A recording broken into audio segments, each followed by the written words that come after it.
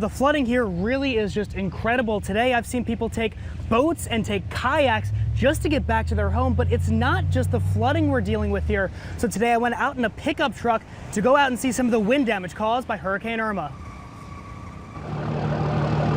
Neighborhoods underwater. There's no words.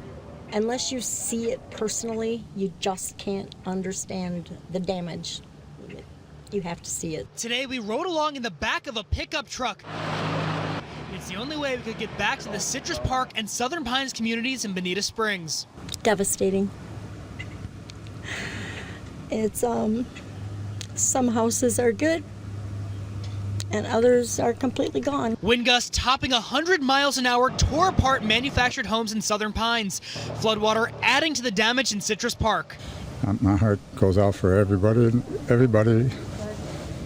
I'm sorry, but it's just, it's act of God, I guess. The floodwater is about 3 feet deep here. I'm seeing fish swim right through the street and sharp metal objects everywhere.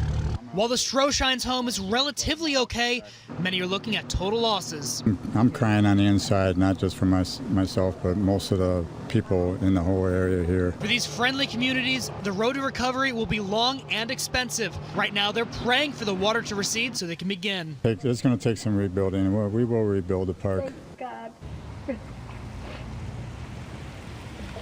Now, if there's any silver lining here, it's that everyone evacuated ahead of the storm. No one was there during it, although now actually you can see some people going back to their houses here.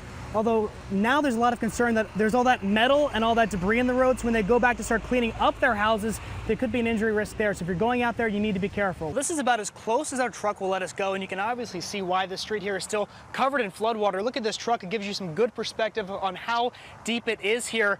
Many people haven't been able to get in and out of their homes here, and they're just trapped back there. It's been a nightmare. We left alone here. No help, no nothing. Families feeling desperate in Bonita Springs. Floodwater from the Imperial River is barely receding. Oh, it's devastating. I mean, to see how much destruction it did and how much cleanup needs to be done and you know, what all the neighbors are going through. Neighbors say it's gone down by only 6 inches over the past few days after peaking at about 3 feet deep. I can't get the car out. So when a big truck comes, if a neighbor has a big truck, they can take us out. The wake from those driving by shooting water into homes. Not this one, but the couple next to it. The water has gone through, and neighbors went in, and they already have the mold going up. Many are still stranded without power. Some haven't been able to work. Neighbors haven't had mail, trash, or recycling service in weeks. They've got a lot of rotten meat and a lot of rotten food to get rid of and no way to get rid of it. It smells like rotten garbage and dead fish. They're finding dead fish washing up behind their homes. So we've just been scooping them and throwing them over there. The Salvation Army delivered more than 200 meals along with food, water, and supplies to families today.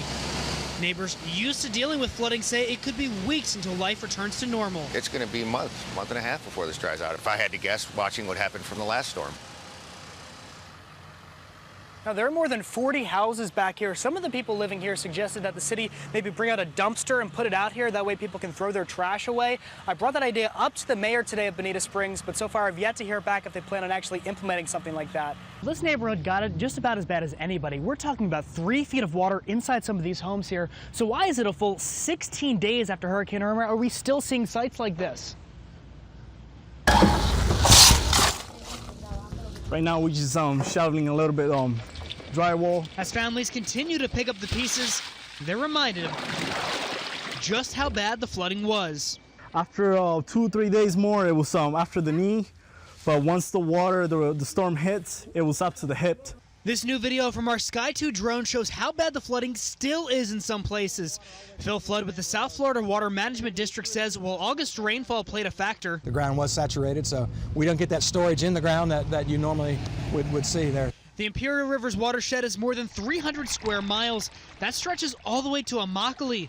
That means all the water in the area uses the river to flow to the Gulf. And Hurricane Irma brought 20 inches of rain in spots. And so we have this extensive amount of rainfall that's trying to make its way out through the river, and it's backing up, and you're seeing all the flooding that's occurred. The district put 2 pumps on Bonita Beach Road to pump the water south to the Cocohatchee Canal in Collier County. From there, the water will flow out through the river into the Gulf of Mexico.